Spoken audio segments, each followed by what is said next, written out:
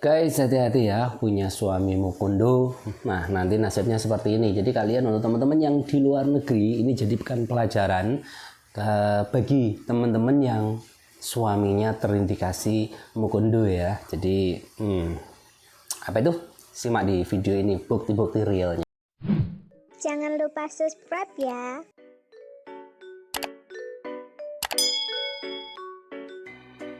Nah, halo teman-teman semuanya, ini berkaca dari pengalaman asli ini yang diceritakan oleh Mbak Ica ya. Nah, ini saya bacakan dulu pengalamannya, nanti buktinya menyusul semuanya. Nah, 8 tahun menikah dengan laki-laki mukondo, hidupnya selalu memiskinkan diri ya. Padahal sama-sama kerja di Taiwan. Ini yang sama-sama kerja di Taiwan. Tapi alasan pabrik sepi lemburan dan lain-lain. Sekarang dia menceraikan saya lewat pengacara dan dia minta gonogini dibagi rata. Padahal 8 tahun menikah baru bisa bikin rumah.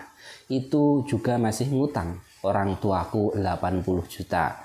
Nyesel dulu kemana nggak bikin surat perjanjian pranikah. Selama pernikahan saya yang lebih banyak menghasilkan uang dan membiayai kebutuhan hidup di Indonesia maupun di Taiwan. Oleh karena itu kenapa banyak sekali dari kalangan mbak-mbak PMI itu yang membuldoser rumahnya karena kejadian-kejadian seperti ini. Nah, teman-teman juga harus hati-hati, dan teman-teman itu kan kerja di luar negeri, jangan semuanya blak kotang ke suami ya, dikasihkan semuanya tapi tanpa memikirkan dirimu. Karena jika suamimu bukan tipe mukondo sih nggak masalah, tapi kalau tipe mukondo seperti ini ya nanti kalian yang rugi itu, buang-buang waktu hanya untuk menyenangkan sang suami saja tanpa kalian dapat imbal baliknya. Nah, ini diceritakan juga oleh Mbak Kiranti Putri ya.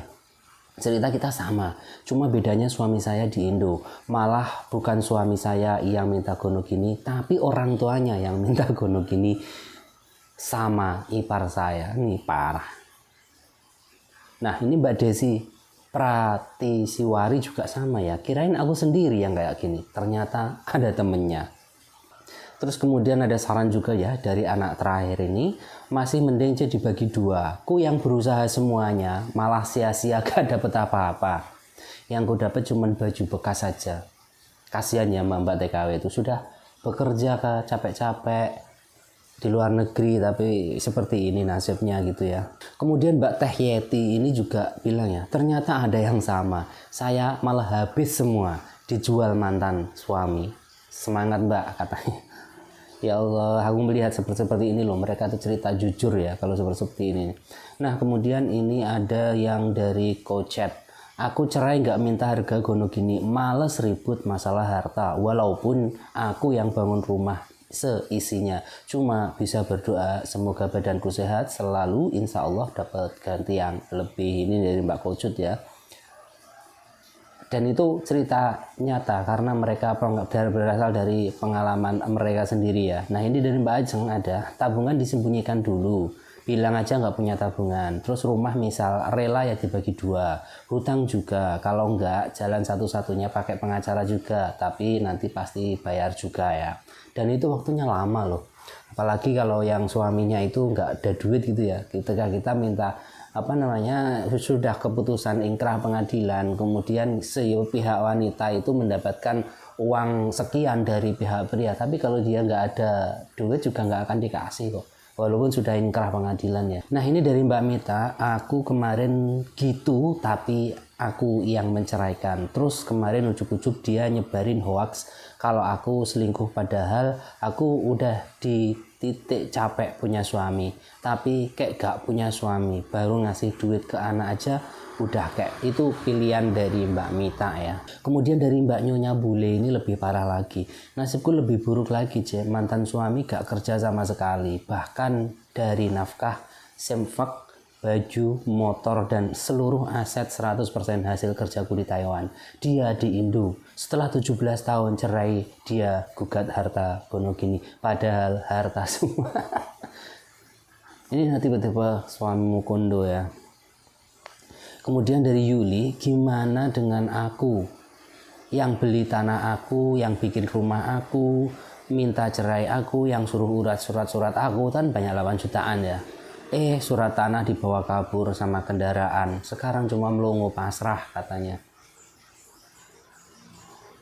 Nah, itu sekelumit dari cerita-cerita Mbak PMI yang ada di Taiwan ya. Kalau saya ceritakan lebih dari 1 jam kisah-kisah nyata mereka. Nah, dari sini apa sih yang kita petik pelajarannya? Apa sih yang harus kita ambil pelajarannya? Sebagaimana video-video saya yang dari dulu sampai sekarang, saya selalu mengingatkan pada teman-teman PMI yang bekerja di luar negeri ya, jangan lupa bahagiakan diri sendiri, karena kalian itu tidak ada kewajiban bekerja. Kalau kalian itu bekerja ke luar negeri, itu sifatnya adalah membantu perekonomian keluarga, bukan menjadi tulang punggung. Kalian itu tulang rusuk, tidak akan pernah menjadi tulang punggung gitu ya. Walaupun kalian bekerja di luar negeri, suami itu tetap wajib menafkahi. Nafkah itu ada 2, nafkah lahir dan batin. Nah, kalau batin tidak bisa, lahir dia juga harus tetap menafkahi. Bagaimana caranya kalian di luar negeri kok menafkahi? Ya kalau kalian di Indonesia mempunyai keluarga, ya dengan cara memperhatikan keluarga kalian. Tapi kalau di Indonesia nggak punya apa-apa, ya dengan cara tetap memperhatikan kalian dari jarak jauh aja. Itu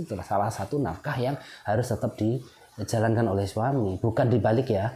Suami di Indonesia, istri di Taiwan, kemudian tiap bulan suami mah udah gajian belum, mah butuh ini butuh itu ndak wajib ya. Nah, ketika istri di luar negeri bilang, "Pak, aku ada duit nih, aku pengen beli ini buat nyicil rumah," mah itu oke. Tapi kalau suaminya yang minta itu salah, nanti tertukar itu tulang rusuknya gitu ya. Itu pertama. Kedua, kalian harus tetap punya tabungan ya. Kita tidak tahu seperti apa nasib ke depan. Yang namanya pasangan itu pasti bisa berpisah.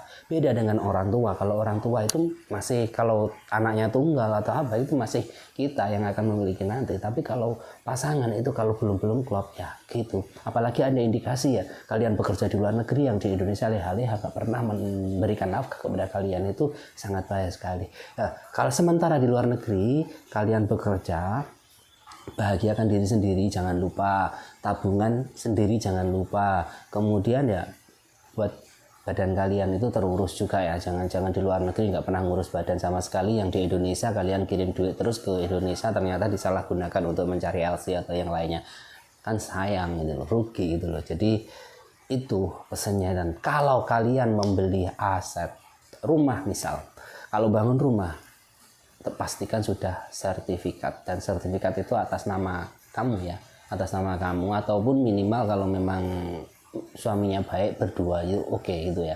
Kemudian beli apapun itu ya kalau bisa, dan jangan percayakan harta kepada siapapun, karena ketika harta udah lepas dari tangan kita itu kembalinya susah sekali. Nah, itu sekelumit cerita yang bisa kita ambil untuk teman-teman di luar negeri, dan semoga teman-teman ya kalau bisa nggak usah cerai.